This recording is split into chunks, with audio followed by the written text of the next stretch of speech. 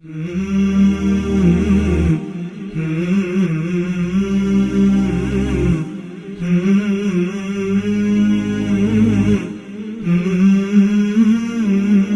علیکم ورحمۃ اللہ وبرکاتہ۔ الحمد للہ رب العالمین والعاقبۃ للمتقین، الصلاۃ والسلام علی رسولہ الکریم وعلی آلہ واصحابہ ومن تبعہم بإحسان الی یوم الدین، اما بعد۔ اعوذ باللہ من الشیطان الرجیم، بسم اللہ الرحمن الرحیم۔ وما خلقت الجن والانس الا لیعبدون، رب اشرح لی صدری ویسر لی امری واحلل عقدۃ من لسانی یفقہوا قولی، اللہم لا حول ولا قوۃ الا بک۔ آپ تمام ناظرین اور ناظرات کا استقبال کرتا ہوں دی وے آف سلفیہ کے جانب سے منعقد ہونے والے دی اسٹرانگ فاؤنڈیشن کورس کے پہلے ایپیسوڈ میں۔ ناظرین، تمام تعریفیں اس اللہ رب العالمین کے لیے ہیں جو اللہ تعالیٰ اکیلا تن تنہا ہم سب کا خالق و مالک، ہم سب کا رازق و پالنہار ہے، جو اللہ تعالیٰ اکیلا تن تنہا ہماری تمام تر عبادتوں کا مستحق ہے، اور جو اپنی ذات، اپنی عبادات اور اپنے اسماء و صفات میں یکتا ہے، اکیلا ہے، تنہا ہے۔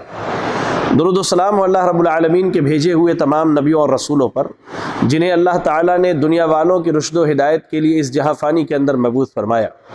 خصوصیت کے ساتھ ہم سب کے امام اعظم، امام کائنات، امام الانبیاء جناب محمد رسول اللہ صلی اللہ علیہ وسلم پر۔ اللہم صلی علی محمد وعلی آل محمد کما صلیت علی ابراہیم وعلی آل ابراہیم انک حمید مجید۔ اللہم بارک علی محمد وعلی آل محمد کما بارکت علی ابراہیم وعلی آل ابراہیم انک حمید مجید۔ ناظرین، آج کا ہمارا یہ پہلا ایپیسوڈ ہے جس میں انشاءاللہ آپ کو عقیدے کے متعلق کچھ بنیادی معلومات فراہم کی جائیں گی، جس میں عقیدہ کا لغوی اور اصطلاحی یا شرعی معنی بیان کیا جائے گا، ایسے ہی عقیدہ صحیحہ کی کیا اہمیت ہے اور کیا اس کی ضرورت ہے۔ اس کے بعد ایک اور اہم مسئلہ کہ عقیدے کے باب میں کسی بھی مسئلے پر دلیل کہاں سے لی جائے گی، اور اس کے بعد ایک اور اہم مسئلہ کہ عقیدے کو ثابت کرنے کے لیے اہل سنت والجماعت کے اصول کیا ہیں، اور ایک بنیادی اور اہم بات یہ بھی بتلائی جائے گی کہ آج ہماری اکثریت جو ہے صحیح عقیدے کے باب میں گمراہی اور انحراف کا شکار کیوں ہے، اس کے اسباب کیا ہے۔ آئیے سب سے پہلے میں آپ کے سامنے عقیدے کا معنی اور مفہوم ذرا واضح کر دوں۔ عقیدہ یہ عربی زبان کا لفظ ہے جو عین قاف دال عقدہ سے ماخوذ ہے، جس کے معنی ہوتے ہیں باندھنا۔ عربی زبان میں کہا جاتا ہے اعتقدت کذا، میں نے فلاں چیز کا عقیدہ رکھا، یعنی میں نے اپنے قلب، اپنے دل اور ضمیر کو فلاں چیز سے باندھ لیا۔ عقیدہ اس چیز کو کہتے ہیں جس کو آدمی اپنا دین بنا لے، کہا جاتا ہے اس کا عقیدہ اچھا ہے، یعنی شک و شبہ سے محفوظ ہے، پختہ ہے۔ عقیدہ ایک دل کا عمل ہے جس کے معنی دل کے کسی چیز پر پختہ یقین رکھنے اور اس کے تصدیق کرنے کے ہیں۔ تو پتہ یہ چلا کہ عربی زبان میں عقدہ سے ماخوذ ہے، جس کے معنی ہے کسی چیز کو باندھنا، کسی چیز کو مضبوطی سے تھام لینا، اور کسی چیز کو اپنا دین بنا لینا، اور اس کا تعلق کیا ہے؟ بندے کے دل سے ہے۔ شرعی اعتبار سے عقیدے کی تعریف علماء نے الگ الگ کی ہیں۔ ان میں جو سب سے معروف اور مشہور تعریف ہے وہ یہ ہے کہ شریعت میں عقیدہ یہ ہے کہ اللہ تعالیٰ، اس کے فرشتے، اس کی کتابوں، اس کے رسولوں، یوم آخرت اور اچھی بری تقدیر پر ایمان رکھا جائے۔ ان کو ارکان ایمان بھی کہا جاتا ہے، یعنی ارکان ایمان، ایمان کے جو 6 ارکان ہیں، ان ارکان پر انسان ایمان رکھے، ان کو اپنا عقیدہ بنا لے اور ان کے تقاضے کو پورا کرے، تو یہ چیز کیا ہے؟ شرعی اعتبار سے یہ عقیدہ ہے۔ یاد رکھیں کہ عقیدے کے لیے علماء اہل سنت والجماعت کے یہاں صرف لفظ عقیدہ ہی استعمال نہیں ہوتا، بلکہ اس کے لیے لفظ توحید استعمال ہوتا ہے، تو السنہ استعمال ہوتا ہے، اصول الدین کا لفظ استعمال ہوتا ہے، الفقہ الاکبر بھی عقیدے کو کہا جاتا ہے، الشریعہ، الایمان۔ تو یہ جو الفاظ ہیں، تو التوحید ہے، السنہ ہے، اصول الدین ہے، الفقہ الاکبر ہے، الشریعہ ہے، الایمان ہے، تو یہ الفاظ جو ہیں علماء اسلام کے ہاں عقیدے کے ہم معنی ہیں، عقیدے کے معنی میں استعمال کیے جاتے ہیں۔ آئیے میں آپ کو بتلاؤں، شریعت اسلامیہ دو حصوں پر مشتمل ہے۔ پہلا حصہ عقائد کا ہے اور دوسرا حصہ کیا ہے؟ اعمال کا ہے۔ اعمال سے مراد وہ امور جن کا تعلق کیفیت عمل سے ہے، مثال کے طور پر نماز ہے، زکوٰۃ ہے، روزہ ہے، اور بقیہ عملی یعنی احکام دین جو ہیں، یہ دین کے فروع ہیں، یہ دین کے کیا ہے؟ فروع ہیں۔ تو اعمال سے مراد کیا ہے؟ وہ امور جن کا تعلق کیفیت عمل سے ہے۔ اور عقائد جو ہے، عقائد ان سے مراد کیا ہے؟ ان سے مراد وہ ہیں، وہ امور ہے جن کا تعلق کیفیت عمل سے نہیں ہے۔ مثلا اللہ رب العالمین کی ربوبیت اور اس کی عبادت کے وجوب کا اعتقاد رکھنا، اسی طرح ارکان ایمان پر اعتقاد رکھنا، یہ دین کے اصول ہیں، یہ دین کے اصل ہیں۔ چلیں اب یہاں سے میں آپ کو ایک اہم بات کی طرف لے کر کے چلوں کہ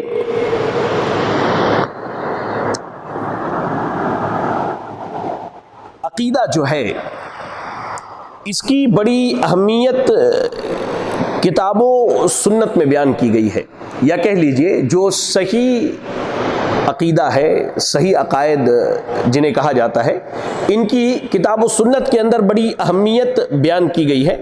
میں آپ کے سامنے کچھ امور کا انشاءاللہ تذکرہ کروں گا جس سے آپ کو اس بات کا اندازہ ہوگا، اس بات کا علم ہوگا کہ عقیدے کی کتنی زیادہ اہمیت ہے، یا صحیح عقیدے کی کتنی زیادہ اہمیت ہے۔ پہلی چیز، صحیح عقیدہ جو ہے وہ تمام تر اعمال صالحہ کی قبولیت کا بنیادی سبب اور ذریعہ ہے۔ انسان جتنے بھی اعمال کرتا ہے، اگر اس کا عقیدہ صحیح نہیں ہے تو یاد رکھیں اس کا کوئی بھی عمل اللہ رب العالمین کے ہاں قابل قبول نہیں ہے، اللہ تعالیٰ کے ہاں مقبول نہیں ہے۔ لیکن انسان اگر عمل کرے اور اس کا عقیدہ صحیح ہے، درست ہے، تبھی اس کے اعمال کیا ہے؟ اللہ رب العالمین کے ہاں مقبول ہے، اللہ تعالیٰ کو پسند ہے، اللہ تعالیٰ انہیں قبول کرتا ہے۔ اس کی دلیل کیا ہے؟ آئیے ذرا میں آپ کو دلیل بتاؤں۔ اللہ رب العالمین نے سورۃ الکہف کے اندر ارشاد فرمایا، فمن کان یرجو لقاء ربہ فلیعمل عملا صالحا ولا یشرک بعبادۃ ربہ احدا۔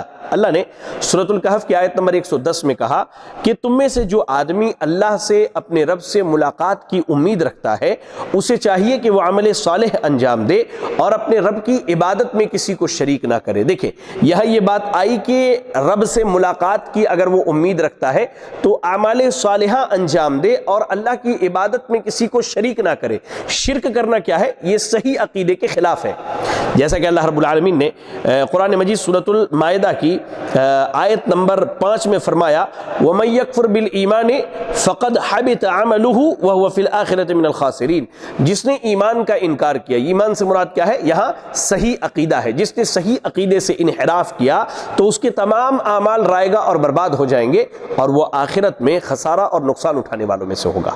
تو اس بات کا علم ہوا کہ صحیح عقیدہ جو ہے تمام اعمال کی قبولیت کا سبب ہے، اعمال کی قبولیت کا ذریعہ ہے، اور اگر عقیدے میں بگاڑ آ جائے، فساد آ جائے تو اللہ رب العالمین بندے کے کسی بھی عمل کو قبول نہیں کرتا ہے۔ حتیٰ کہ اللہ رب العالمین نے نبی اکرم صلی اللہ علیہ وسلم کو مخاطب کر کے ارشاد فرمایا، سورۃ الزمر کی آیت نمبر 65، آیت نمبر 65، اللہ نے کیا کہا؟ وَلَقَدْ أُوحِيَ إِلَيْكَ وَإِلَى الَّذِينَ مِن قَبْلِكَ لَئِنْ أَشْرَكْتَ لَيَحْبَطَنَّ عَمَلُكَ وَلَتَكُونَنَّ مِنَ الْخَاسِرِينَ۔ اے نبی، ہم نے آپ کی طرف اور آپ سے پہلے نبیوں کی طرف اس بات کی وحی کی کہ اگر تم نے بھی، یعنی اگر آپ نے بھی شرک کیا تو آپ کے اعمال رائگاں اور برباد ہو جائیں گے اور قیامت کے دن آپ خسارہ اور نقصان اٹھانے والوں میں سے ہوں گے۔ اب ذرا آپ غور کریں کہ اللہ رب العالمین نے نبی صلی اللہ علیہ وسلم کو کہا کہ آپ کے عقیدے میں بھی اگر بگاڑ آ جائے، آپ کے عقیدے میں بھی اگر فساد آ جائے تو آپ کے سارے اعمال برباد ہو جائیں گے، اللہ تعالیٰ کسی بھی عمل کو قبول نہیں کرے گا۔ اچھا، عقیدہ صحیحہ اس کی کتنی اہمیت ہے آپ اس بات سے بھی اندازہ لگائیے کہ اللہ رب العالمین نے جتنے بھی نبی اور رسول بھیجے ان تمام نبیوں اور رسولوں نے اپنی امت کو، اپنی قوم کو جو ہے صحیح عقیدے کی دعوت دی، یا کہہ لیجئے کہ گزشتہ اقوام اور گزشتہ امتوں میں جتنی بھی خرابیاں اور بیماریاں پائی جاتی تھیں اور اس دور کے نبیوں نے جو علاج کیا ان میں سب سے پہلے اور سب سے اہم درجہ جو ہے عقیدے کی اصلاح کی، عقیدے کا علاج کیا۔ قرآن مجید پڑھیے آپ سورۃ النحل کی آیت نمبر 36، آیت نمبر 36 میں اللہ نے ارشاد فرمایا وَلَقَدْ بَعَثْنَا فِي كُلِّ أُمَّةٍ رَسُولًا أَنِ اعْبُدُوا اللَّهَ وَاجْتَنِبُوا الطَّاغُوتَ، کہ ہم نے ہر امت میں ایک رسول بھیجا جو لوگوں کو ایک اللہ کی عبادت کی دعوت دیتا اور لوگوں کو طاغوت کی عبادت سے روکتا تھا۔ طاغوت سے مراد کیا ہے؟ طاغوت سے مراد ہوا کل ما عبد من دون اللہ وکان راضیا بذلک، طاغوت سے مراد ہر وہ شے ہے جس کی اللہ کے علاوہ عبادت کی جائے اور وہ اس عبادت سے راضی ہو، خوش ہو۔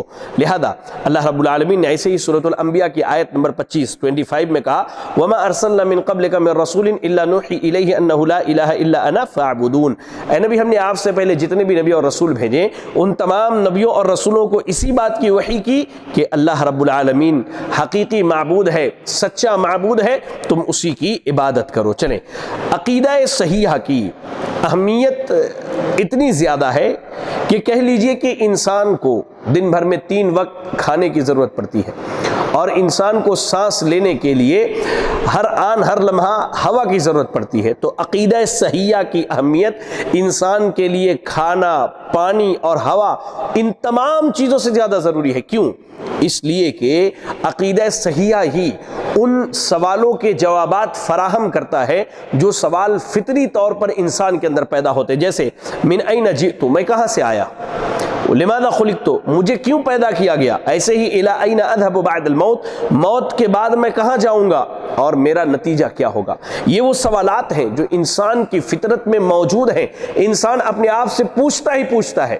صحیح عقیدہ ایک واحد ذریعہ ہے جو ان سوالات کا بہترین اور محکم جواب دے سکتا ہے۔ ورنہ آپ دیکھیں، آپ یورپین ممالک کا معائنہ کریں، آپ کو اس بات کا علم ہوگا اور آپ اس نتیجے پر پہنچیں گے انشاءاللہ کہ جہاں عقیدہ صحیحہ کا وجود نہیں ہے، جہاں عقیدہ صحیحہ کا وجود نہیں ہے وہاں پر لوگ جو ہے ہر طرح کی برائی میں پڑے ہوئے ہیں اور ذہنی پریشانیوں میں مبتلا ہے، لوگ آئے دن خودکشی کر لے رہے ہیں، اپنے آپ کو ہلاک کر لینے۔ کیوں؟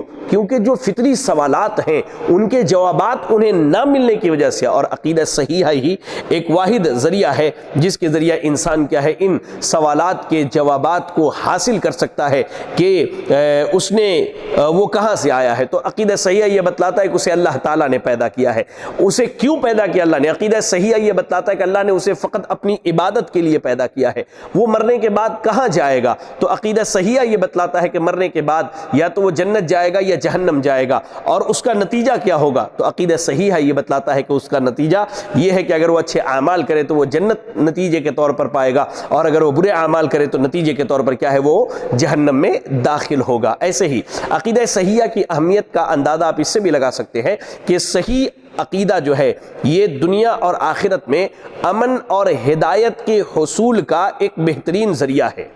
آپ قرآن مجید کی تلاوت کیجئے، سورۃ الانعام کی آیت نمبر 82، آیت نمبر 82 میں اللہ نے کہا الذین آمنوا ولم یلبسوا ایمانہم بظلم اولئک لہم الامن وہم مہتدون، کہ جو لوگ ایمان لائیں اور ایمان لانے کے بعد اس میں شرک کی آمیزش نہیں کی، شرک کی ملاوٹ نہیں کی، تو ایسے لوگوں کے لیے کیا ہے، امن ہے، اور یہی لوگ ہدایت یافتہ ہیں۔ تو ایمان لانے کے بعد، عقیدہ صحیحہ کے قبول کرنے کے بعد، اگر اس میں فساد نہ آئے، شرک کی صورت میں، بدعات کی صورت میں، نفاق کی صورت میں، تو یاد رکھیں ایسے شخص کو اللہ رب العالمین دنیا میں امن عطا فرمائے گا، ہدایت عطا فرمائے گا، اور قیامت کے دن بھی یہ شخص جو ہے امن و امان میں ہوگا۔ ایسے ہی عقیدہ صحیحہ کی اہمیت آپ اس سے بھی اندازہ لگا سکتے ہیں کہ صحیح عقیدہ ایک واحد ذریعہ ہے کہ جس کے ذریعہ انسان اللہ رب العالمین کے آسمان اور زمین کی نعمتوں سے مالا مال ہو سکتا ہے۔ آپ قرآن مجید کی تلاوت کیجئے، سورۃ الاعراف کی آیت نمبر 96، آیت نمبر 96 میں اللہ نے کہا وَلَوْ أَنَّ أَهْلَ الْقُرَىٰ آمَنُوا وَاتَّقَوْا لَفَتَحْنَا عَلَيْهِمْ بَرَكَاتٍ مِّنَ السَّمَاءِ وَالْأَرْضِ کہ اگر زمین والے یا بستی والے ایمان لے آئیں اور تقوی اختیار کر لیں، یعنی عقیدہ صحیحہ کا اقرار کر لیں اور اس کے تقاضوں کے مطابق عمل کریں، لَفَتَحْنَا عَلَيْهِمْ بَرَكَاتٍ مِّنَ السَّمَاءِ وَالْأَرْضِ تو اللہ رب العالمین آسمانوں سے اور زمینوں سے اس کے لیے برکت کے دروازوں کو کھول دے گا۔ تو یہ 5 امور ہیں جن سے اس بات کا علم ہوتا ہے کہ صحیح اسلامی عقیدے کی کتنی زیادہ اہمیت اور کتنی زیادہ ضرورت ہے۔ چلیں اب اس کے بعد جو ہے ایک بڑا اہم مسئلہ ہے کہ جب عقیدے کی اتنی اہمیت ہے تو عقیدے کے مسائل کہاں سے لیے جائیں گے؟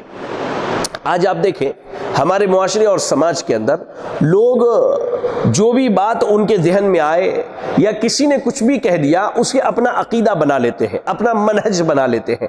تو عقیدے کے باب میں دلائل کہاں سے لیے جائیں گے؟ تو عقیدے کے باب میں دلائل 3 امور سے لیے جائیں گے۔ سب سے پہلا اللہ رب العالمین کی کتاب قرآن مجید سے، دوسری چیز سنت رسول صلی اللہ علیہ وسلم سے، اور تیسری چیز امت کے اجماع سے۔ کسی مسئلے پر اگر امت نے اجماع کر لیا تو انشاءاللہ اس سے دلیل لی جائے گی۔ ان تینوں کے ہم دلائل آپ کے سامنے پیش کرتے ہیں۔ پہلا مصدر یا پہلا ماخذ جہاں سے عقیدے کے باب میں دلائل لیے جائیں گے وہ ہے اللہ رب العالمین کی کتاب قرآن مجید۔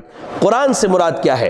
تو قرآن سے مراد اللہ رب العالمین کا وہ کلام ہے جسے اللہ تعالیٰ نے اپنے بندے اور رسول جناب محمد رسول اللہ صلی اللہ علیہ وسلم پر نازل فرمایا۔ اس کی دلیل سورۃ الشعراء کی تلاوت کیجئے، آیت نمبر 193، 194، 195۔ اللہ نے کیا کہا؟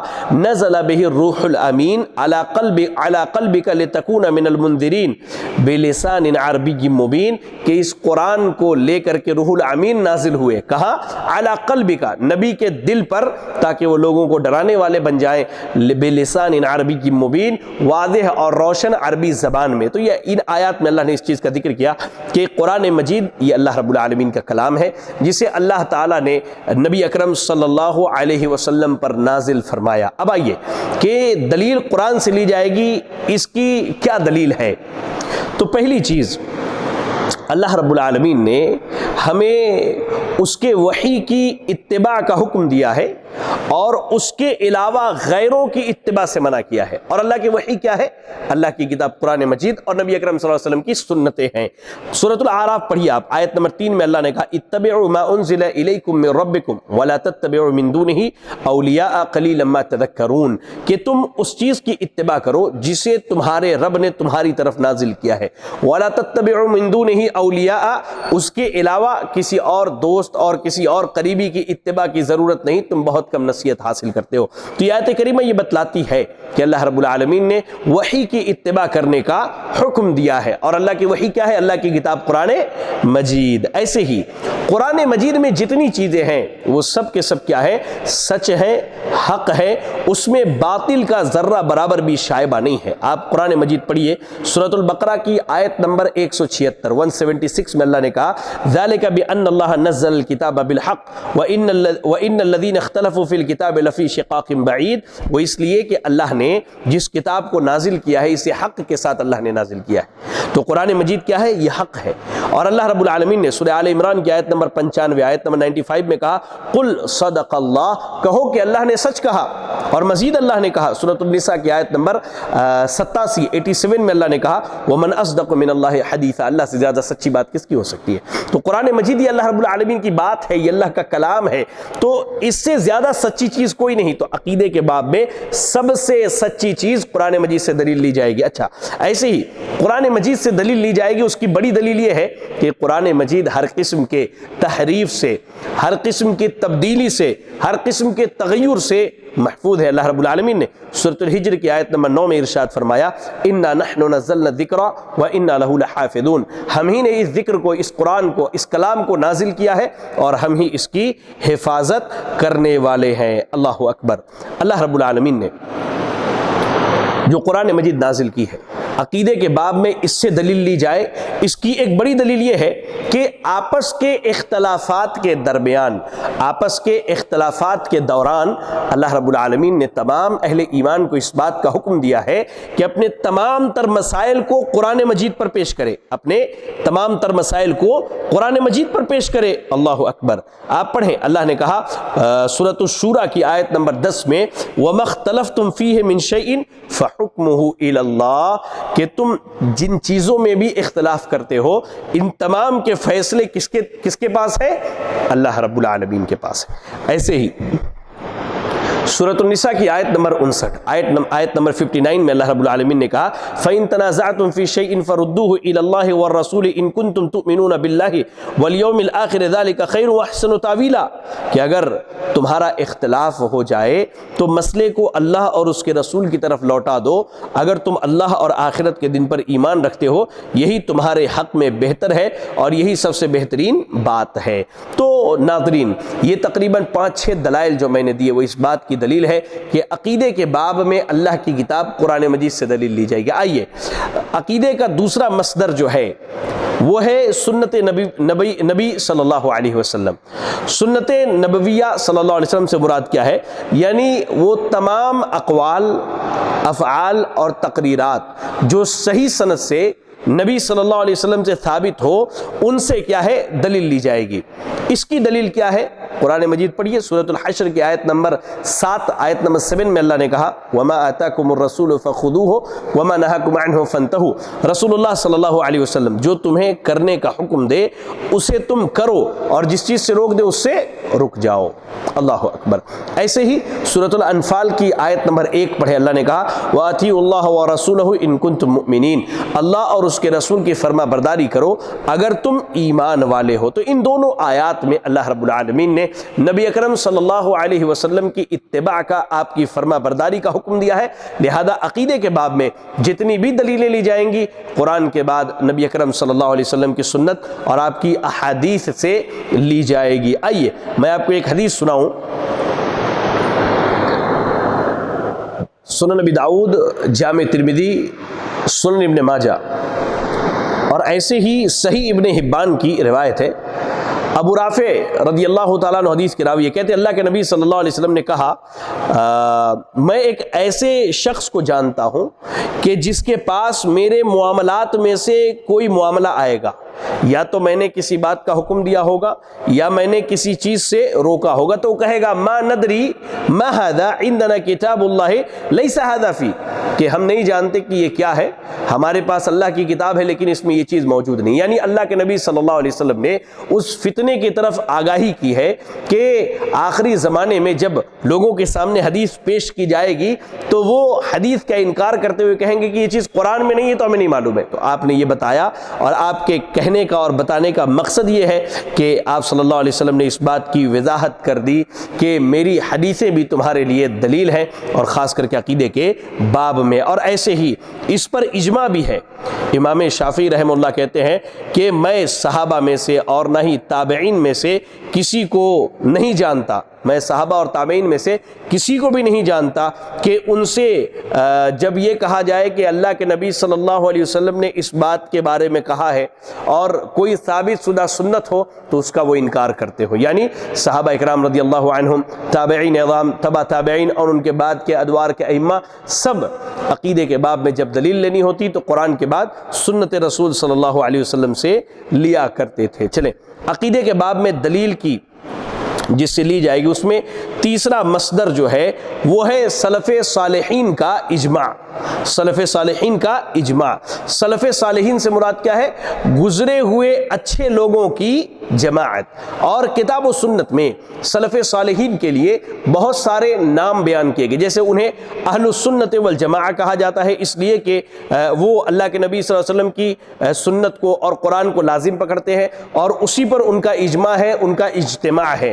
ایسے ہی اہل سنت والجماعت کو فرقہ ناجیہ بھی کہا گیا ہے، یعنی ہلاک ہونے والی جماعتوں میں جو جماعتیں اس امت کے اندر جو فرقے بنیں گے ان میں سب ہلاک ہو جائیں گے سوائے ہمارے اسلاف کے یا کہہ لیجئے سلف صالحین کے جو فرقہ نجات پانے والا ہے وہ فرقہ ناجیہ، وہ سلف صالحین کا فرقہ ہے۔ ایسے ہی فرقہ منصورہ یا طائفہ منصورہ بھی جو ہے سلف صالحین کو کہا جاتا ہے۔ اچھا، عقیدے کے باب میں ہمارے سلف کا اجماع جو ہے حجت ہے، اس کی دلیل کیا ہے؟ پہلی دلیل قرآن مجید کی آیت سورۃ النساء آیت نمبر 115 115۔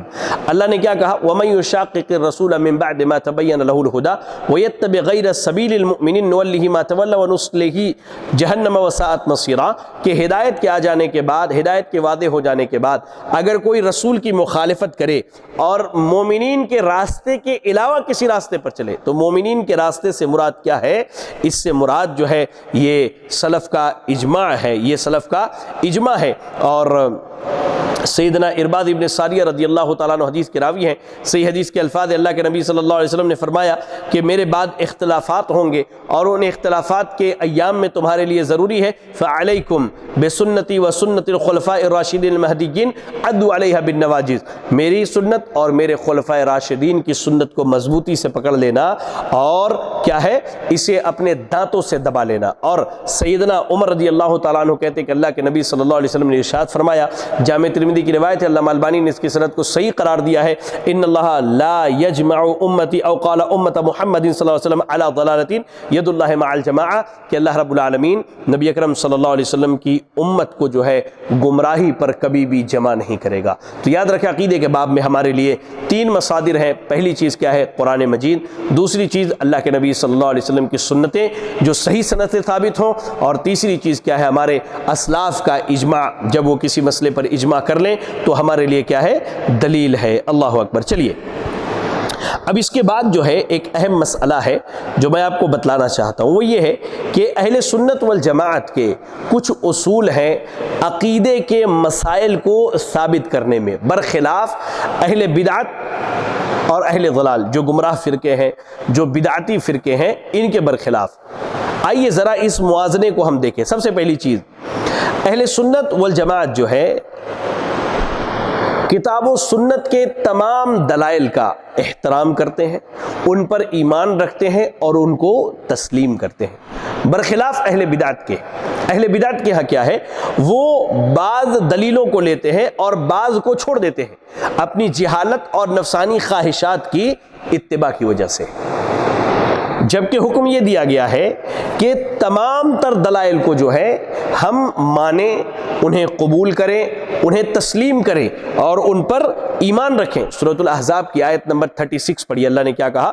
وَمَا كَانَ لِمُؤْمِنٍ وَلَا مُؤْمِنَةٍ إِذَا قَضَى اللَّهُ وَرَسُولُهُ أَمْرًا أَن يَكُونَ لَهُمُ الْخِيَرَةُ مِنْ أَمْرِهِمْ وَمَن يَعْصِ اللَّهَ وَرَسُولَهُ فَقَدْ ضَلَّ ضَلَالًا مُبِينًا، کہ کسی بھی ایمان والے مرد اور ایمان والی عورت کے لیے یہ جائز نہیں ہے، یہ روا نہیں ہے کہ جب اللہ اور اس کے رسول کوئی فیصلہ کر دے تو اب ان کے لیے ان کے فیصلے کا کوئی معاملہ باقی رہے۔ اللہ اور اس کے رسول کا فیصلہ آ گیا، اسے قبول کر لینا ہے، اور جو اللہ اور اس کے رسول کی نافرمانی کرے وہ دور کی گمراہی میں جا پڑا۔ اللہ اکبر۔ تو اہل سنت والجماعت کا پہلا اصول کیا ہے کہ وہ تمام کتاب و سنت کے تمام نصوص اور دلائل پر ایمان رکھتے ہیں، انہیں تسلیم کرتے ہیں اور ان کی تعظیم کرتے، احترام کرتے ہیں ان دلائل کی، برخلاف اہل بدعت کے جو کیا کرتے ہیں؟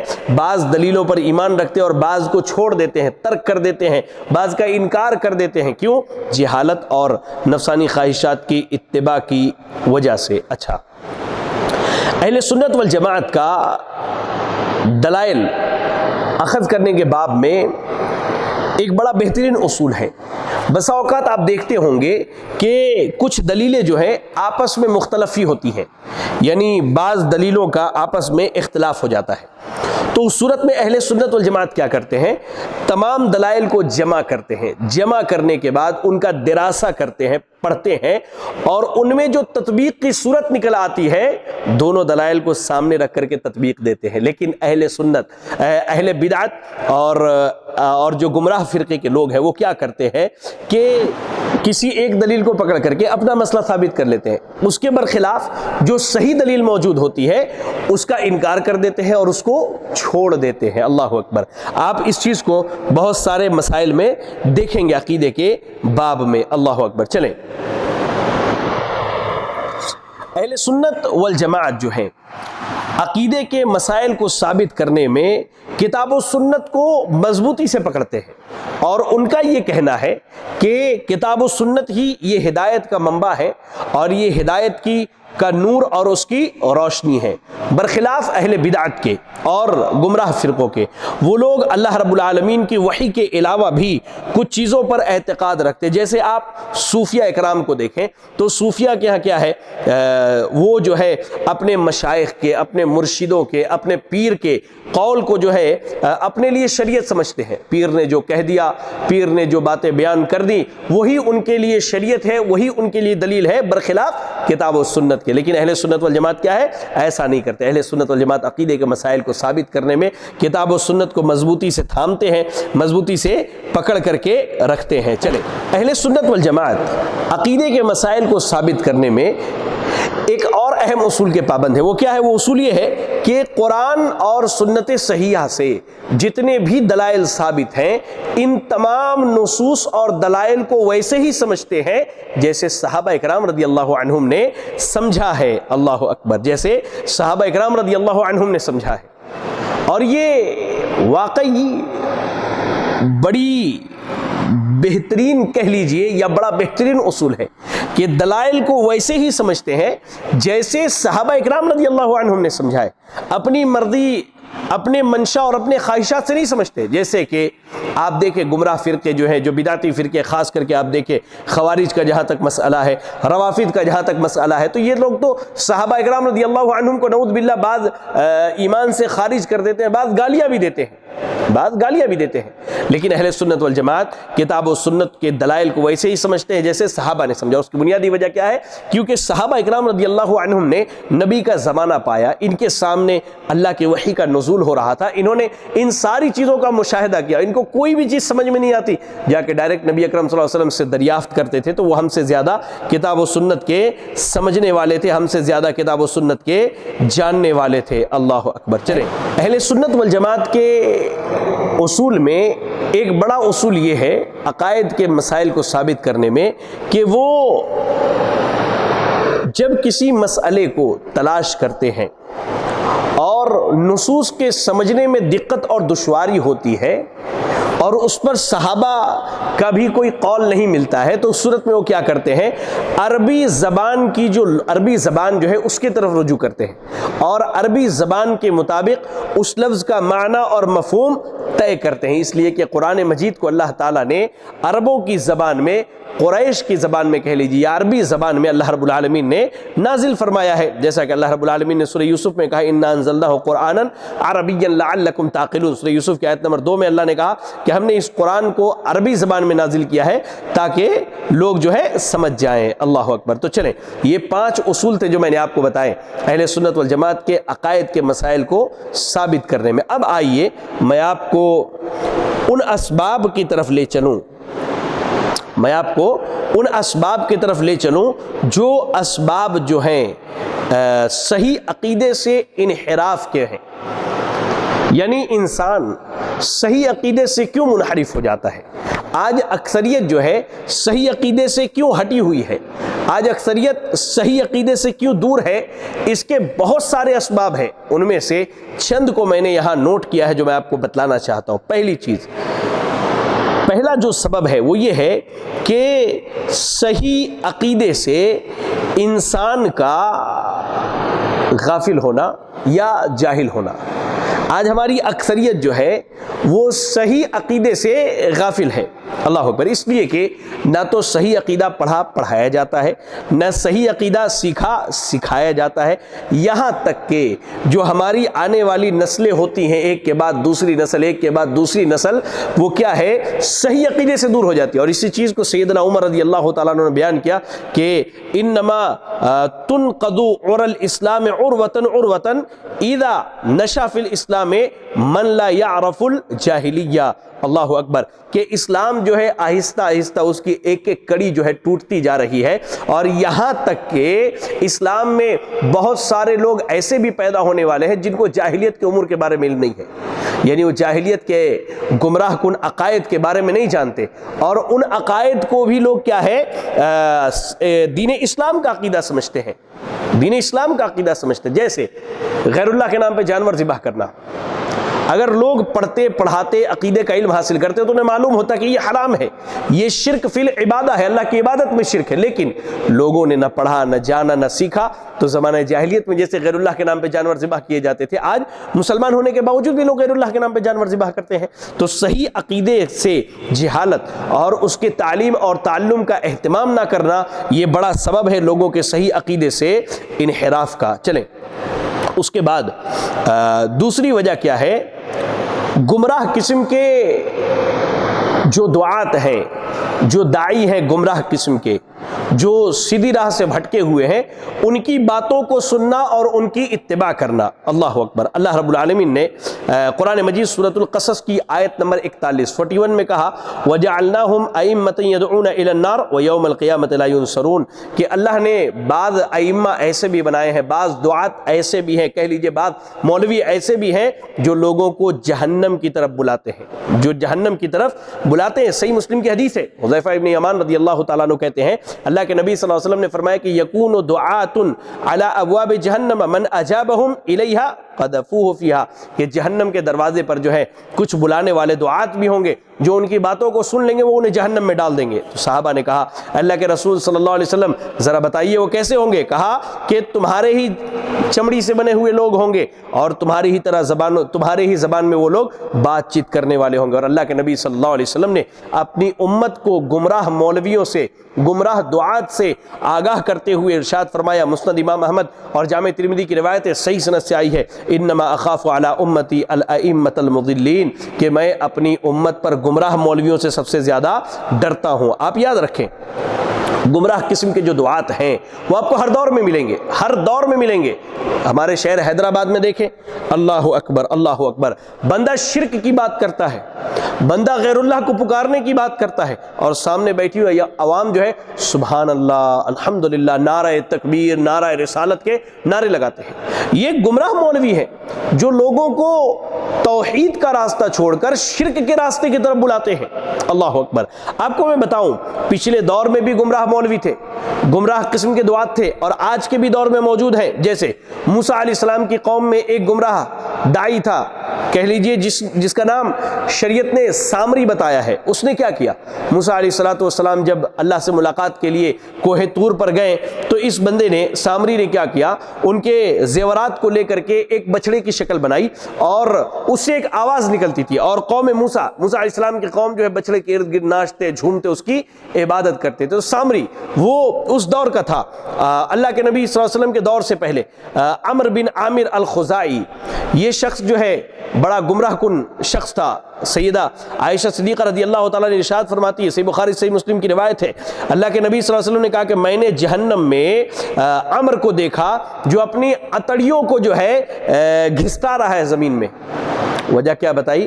یہ پہلا شخص تھا جس نے اسماعیل علیہ السلام کے دین کو بدل دیا تھا, اور اس نے کیا ہے بتوں کی عبادت رائج کی تھی, اور اس نے ایک عقیدہ یہ رائج کیا تھا کہ سیب السوائب کا, یعنی کسی اونٹ کو چھوڑ دیا جاتا, نہ کوئی اس پر سواری کرتا, نہ کوئی بیٹھتا, نہ اس سے کوئی فائدہ اٹھاتا, کہتے یہ ہمارے معبودوں کے لیے چھوڑ دیے گئے ہیں. اور ایسے ہمارے موجودہ دور میں آپ دیکھیے تو آپ کو ملے گا, یہ چیز ملے گی کہ جو غالی قسم کے رافضی ہیں, جو غالی قسم کے بدعتی ہیں, یہ جو ہے لوگوں کو گمراہی کی طرف بلاتے ہیں. اس کی کئی مثالیں موجود ہیں, کئی مثالیں موجود ہیں, میں ان مثالوں کی طرف جانا نہیں چاہتا. چلیں, تو گمراہ دعات کی اتباع جو ہے انسان کو صحیح عقیدے سے منحرف کر دیتا ہے. ایسے ہی انسان کا اس کے نفسانی خواہشات کی اتباع جو ہے, یعنی انسان کا نفس جو پسند کرے, انسان کا نفس جس چیز کو چاہے, جس چیز سے محبت کرے, آدمی اسی کو عمل کرتا ہے. ٹھیک ہے, شریعت کے دلائل کو چھوڑ کر کے. تو یہ چیز کیا ہے, انسان کو صحیح عقیدے سے ہٹا دیتی ہے, صحیح عقیدے سے دور کر دیتی ہے. آپ دیکھیں کتنے ہی ایسے بھائی, جب انہیں کہا جاتا ہے کہ بھائی عید میلاد النبی جو ہے ایک بدعت ہے, آپ اس سے پرہیز کیجئے, نہیں بھائی میری طبیعت کو تو یہ اچھا لگتا ہے. ہم نے کئی لوگوں کو, آپ یقین جانیں نوجوانوں میں ایک بڑی بری بلا عام ہے, وہ ہے ہاتھ میں بالا کڑا پہننا جو عورتیں پہنتی. ہم نے ایک بندے کو سمجھایا تو جانتے اس نے کیا کہا؟ ہم نے کہا کہ شریعت اس کی اجازت نہیں دیتی. کہا میرے نفس کو پسند ہے. آپ کون ہوتے بولنے والے؟ واللہ اس کا یہی جملہ تھا. ہمارے ایک شیخ نے سمجھایا تو اس کا یہی جملہ تھا کہ مجھے پسند ہے، آپ کون ہوتے مجھے سمجھانے والے؟ تو نفسانی خواہشات کی اتباع جو ہے یہ بندے کو صحیح راہ سے گمراہ کر دیتا ہے. آپ سورۃ الجاثیہ کی آیت نمبر 23 پڑھی، اللہ نے کیا کہا؟ افرأیت من اتخذ الہہ ہواہ واضلہ اللہ علی علم وختم علی سمعہ وقلبہ وجعل علی بصرہ غشاوہ فمن یہدہ من بعد اللہ افلا تذکرون. اللہ نے کہا کہ آپ نے اس شخص، آپ کی کیا رائے ہے، کیا خیال ہے اس شخص کے بارے میں جس نے اپنے نفسانی خواہشات کو اپنا معبود بنا لیا؟ ایسے ہی صحیح عقیدے سے انحراف کے اسباب میں ایک چیز ہے، نیک لوگوں میں، صالحین کے تعلق سے کیا ہے؟ غلو کرنا، ان کی تعریف میں اور ان کے تعلق سے جو ہے غلو کرنا. مثال کے طور پہ ان کے نام پر جانور ذبح کرنا، ان کے فوت ہونے کے بعد ان کی قبروں پر عمارت بنا لینا اور وہاں جانور ذبح کرنا، مصیبت میں ان کو پکارنا اور بیماری کے وقت شفا ان سے طلب کرنا اور بانجھ پن کے وقت اولاد ان سے مانگنا اور ان کے مقام اور مرتبے کو بڑھا دینا. یہ چیز کیا ہے؟ یہ انسان کے صحیح عقیدے سے گمراہی کے اسباب میں سے ہے. مسند امام احمد اور سنن نسائی کی روایت ہے، اللہ کے نبی صلی اللہ علیہ وسلم نے ارشاد فرمایا، علامہ البانی نے اس کی سند کو صحیح قرار دیا، اللہ کے نبی صلی اللہ علیہ وسلم نے کہا یا ایھا الناس ایاکم الغلو فی الدین، اے لوگوں دین میں غلو کرنے سے بچنا، اس لیے کہ تم سے پہلے جو لوگ ہلاک ہوئے وہ دین میں غلو کرنے کی وجہ سے ہلاک ہوئے. ایسے ہی آپ دیکھیے کہ صحیح عقیدے سے انحراف کے اسباب میں سے ایک سبب کیا ہے؟ اندھی تقلید کرنا، یعنی باپ دادا کی، علماء کی، سماج کے بڑے لوگوں کی، علماء کی آنکھ بند کر کے بلا دلیل ان کی باتوں کو مان لینا.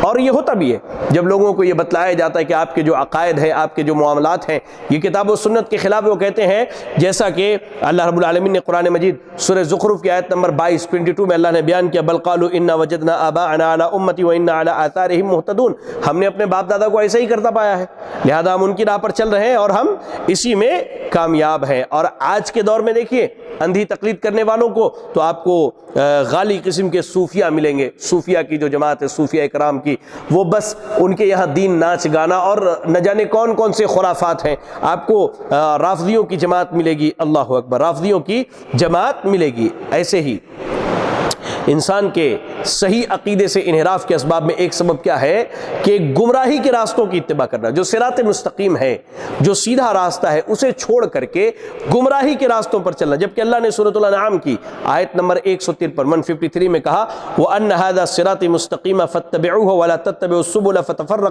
فَتَفَرَّقَ بِكُمْ عَنْ سَبِيلِهِ، یہی میرا سیدھا راستہ ہے، تم اس کی اتباع کرو اور اس کے علاوہ کسی راستے کی اتباع نہ کرو ورنہ تم سیدھی راہ سے گمراہ ہو جاؤ گے. اللہ اکبر. ایسے ہی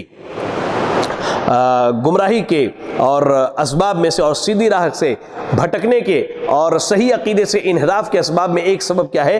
انسان کا تکبر کرنا، انسان کا گھمنڈ کرنا، انسان کا تکبر کرنا اور انسان کا گھمنڈ کرنا. اللہ اکبر.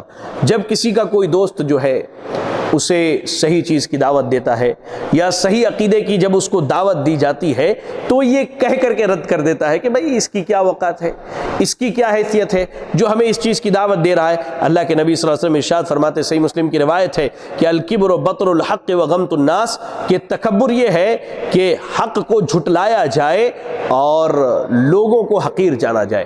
اور جب لوگوں کے سامنے حق بات بیان کیا جاتا ہے تو جھٹلانا شروع کر دیتے ہیں یا پھر سامنے والے کو حقیر سمجھنا شروع کر دیتے ہیں. اور یہی چیز ہے جس نے ابلیس جو صحیح عقیدے پر تھا اس کو گمراہ کیا اور ہمیشہ ہمیشہ کے لیے کیا ہے اسے جہنم تک پہنچا دیا. اللہ اکبر. تو یہ کچھ باتیں تھی صحیح عقیدے سے انحراف کے تعلق سے. پہلی چیز صحیح عقیدے سے جہالت، اس کو نہ پڑھنا، نہ سیکھنا، نہ سکھانا.